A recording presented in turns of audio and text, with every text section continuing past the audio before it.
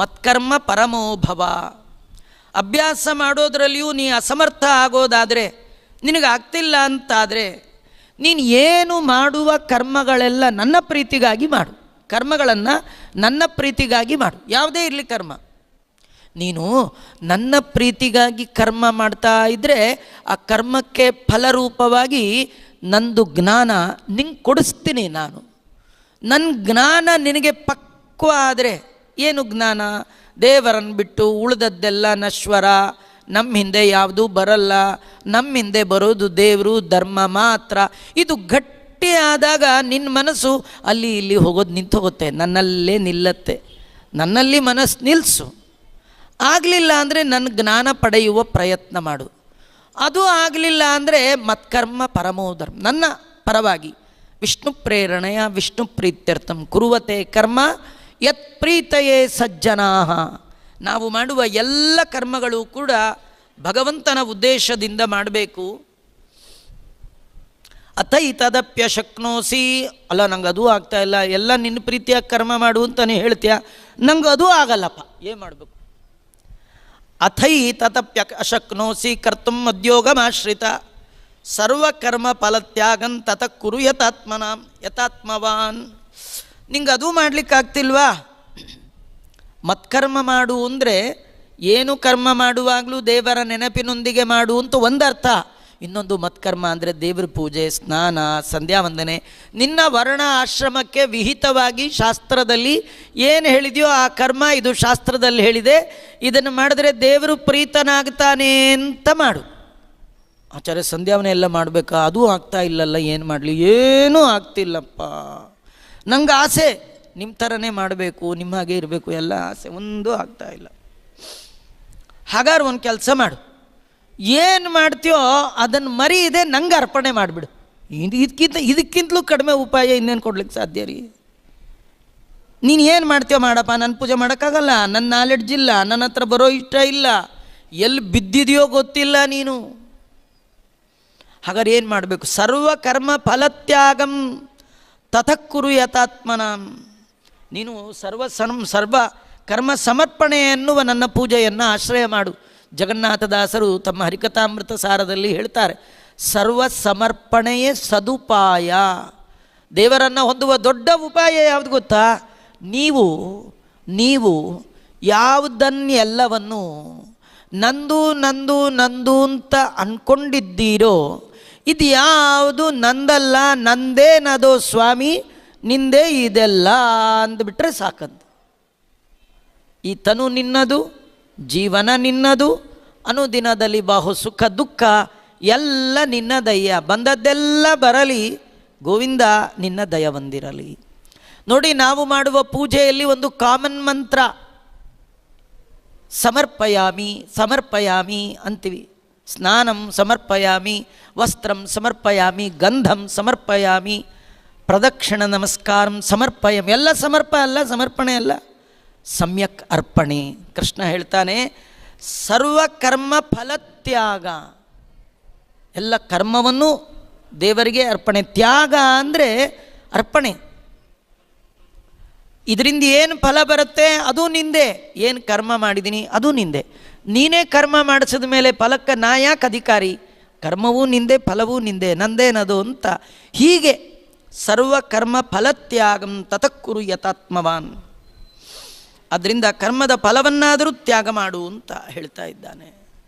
ಶ್ರೇಯೋ ಹಿ ಜ್ಞಾನಮಭ್ಯಾಸ ಜ್ಞಾನಾಧ್ಯಾನಂ ವಿಶಿಷ್ಯತೆ ಧ್ಯಾನಾತ್ ಕರ್ಮ ಫಲತ್ಯಾಗ ತ್ಯಾಗಾಚ್ಚಾಂತಿರನಂತರಂ. ಭಗವಂತ ಮೋಕ್ಷರೂಪವಾದ ಶಾಂತಿ, ನೆಮ್ಮದಿ, ದುಃಖ ಲವಲೇಶ ಇಲ್ಲದ ಸಂತೋಷದ ಲೋಕ, ಆನಂದದ ಲೋಕ, ಅದಕ್ಕೆ ಕಾರಣವನ್ನು ಹೇಳ್ತಾ ಇದ್ದಾನೆ. ಅಭ್ಯಾಸಕ್ಕಿಂತಲೂ ಜ್ಞಾನ ಶ್ರೇಯಸ್ಕರವಾದದ್ದು. ಏನು ಗೊತ್ತಿಲ್ಲದೆ ಧ್ಯಾನಕ್ಕಿಂತಲೂ ತಿಳಿದು ಧ್ಯಾನ ಮಾಡೋದಿದೆಯಲ್ಲ, ಅದು ಜ್ಞಾನಕ್ಕಿಂತಲೂ ದೊಡ್ಡದು.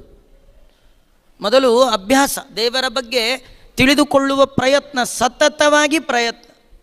ನಾವು ಪ್ರಯತ್ನದಲ್ಲಿಯೇ ಫೇಲ್ ರೀ. ದೇವರು ತಿಳ್ಕೊಳ್ಬೇಕು ಅಂತ ನಮ್ಮ ತಲೆಗೆ ಬರೋದೇ ಇಲ್ಲ, ಬರೋ ಅಷ್ಟರೊಳಗೆ ಕಿವಿನೇ ಹೋಗ್ಬಿಟ್ಟಿರುತ್ತೆ.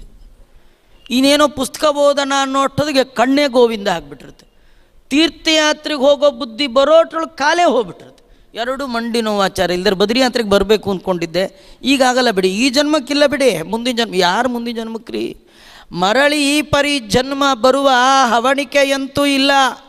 ಒಮ್ಮೆ ಮನುಷ್ಯನಾದವ, ಒಮ್ಮೆ ಬ್ರಾಹ್ಮಣ ಆದವ, ನೆಕ್ಸ್ಟ್ ಟೈಮು ಹಾಗೇ ಹುಟ್ಟುತ್ತಾನೆ, ಏನು ಗ್ಯಾರಂಟಿ ಇಲ್ಲ ರೀ.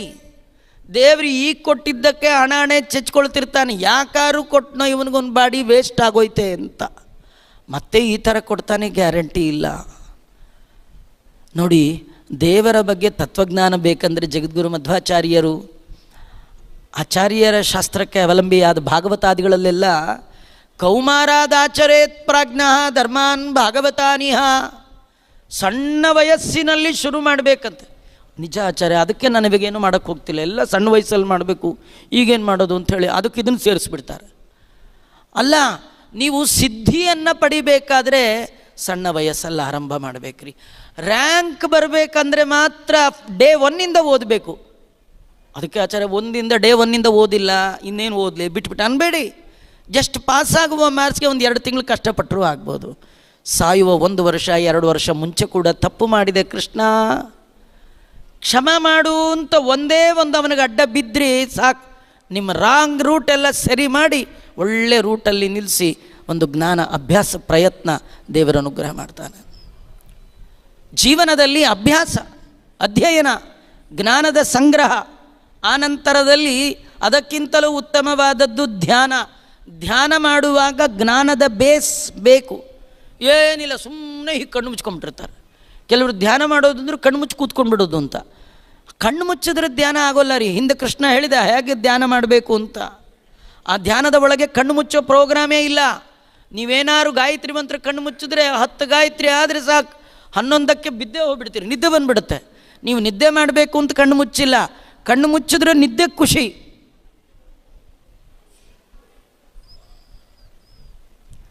ನಿಮಗೆ ಜ್ಞಾನ ಇದ್ದರೆ ಧ್ಯಾನದ ಒಳಗೆ ಜ್ಞಾನದ ಎತ್ತರದ ಹಂತ, ನೀವೇನು ಜ್ಞಾನ ಪಡೆದಿರ್ತೀರಿ ಆ ಭಗವಂತನ ರೂಪವನ್ನು ಚಿಂತನೆ ಮಾಡ್ತೀರಿ ಎಚ್ಚರಿಕೆಯಿಂದ. ಹೊರಗಿನ ಇಂದ್ರಿಯ ವ್ಯಾಪಾರಗಳೆಲ್ಲ ಸ್ತಬ್ಧ, ಆದರೆ ಒಳಗೆ ಮಾತ್ರ ದೇವರನ್ನು ಕುರಿತು ಚಿಂತನೆ ನಡಿಬೇಕು. ಚಿಂತನೆ ನಡಿಬೇಕಾದ್ರೆ ಜ್ಞಾನ ಇರಬೇಕು. ಜ್ಞಾನ ಪುರಸ್ಸರವಾದ ಧ್ಯಾನ. ಜ್ಞಾನವಿಲ್ಲದ ಧ್ಯಾನ ಅದು ಪ್ರಯೋಜನ ಇಲ್ಲ. ಅಭ್ಯಾಸ, ಅದರಿಂದ ಜ್ಞಾನ, ಜ್ಞಾನಕ್ಕಿಂತಲೂ ಧ್ಯಾನ, ಧ್ಯಾನಕ್ಕಿಂತಲೂ ಕೂಡ ಕರ್ಮತ್ಯಾಗ ರೂಪವಾದ ಧ್ಯಾನ ಶ್ರೇಯಸ್ಸಾಧನ. ಆ ತರುವಾಯ ಎಲ್ಲ ಕರ್ಮದ ಫಲವನ್ನು ತ್ಯಾಗ ಮಾಡಿದ ಅಂತಾದರೆ ಅಪರೋಕ್ಷ ಜ್ಞಾನ. ಅಪರೋಕ್ಷ ಜ್ಞಾನ ಅಂದರೆ ಅಂತರಂಗದ ಒಳಗಿರುವ ಬಿಂಬರೂಪಿಯಾದ ಭಗವಂತನ ಸಾಕ್ಷಾತ್ಕಾರವನ್ನು ಅಪರೋಕ್ಷ ಅಂತ ಕರೀತಾರೆ. ನಮಗೆ ಪರೋಕ್ಷ ಜ್ಞಾನ ಅಕ್ಷರದಿಂದ ಬರುತ್ತೆ, ಅಧ್ಯಯನದಿಂದ ಬರುತ್ತೆ, ಧ್ಯಾನದಿಂದ ಬರುತ್ತೆ. ಆದರೆ ಜ್ಞಾನ ಪುರಸ್ಸರವಾದ ಸರ್ವ ಕರ್ಮ ಸಮರ್ಪಣಪೂರ್ವಕವಾದ ಭಗವಂತನ ಚಿಂತನೆಯನ್ನು ಧ್ಯಾನದಲ್ಲಿ ಯಾರು ಮಾಡ್ತಾನೆ ಅವನಿಗೆ ಬಿಂಬಾಪರೋಕ್ಷ. ಬಿಂಬಾಪರೋಕ್ಷ ಆಯಿತು, ಅಂತರಂಗದಲ್ಲಿ ದೇವರನ್ನು ಕಂಡ್ರಿ ಅಂದರೆ ನಂತರದಲ್ಲಿ ತ್ಯಾಗ ಶಾಂತಿರನಂತರಂ, ಆ ನಂತರದಲ್ಲಿ ಶಾಂತಿ ಎಂಬತಕ್ಕಂಥದ್ದು ಸಿಗುತ್ತೆ.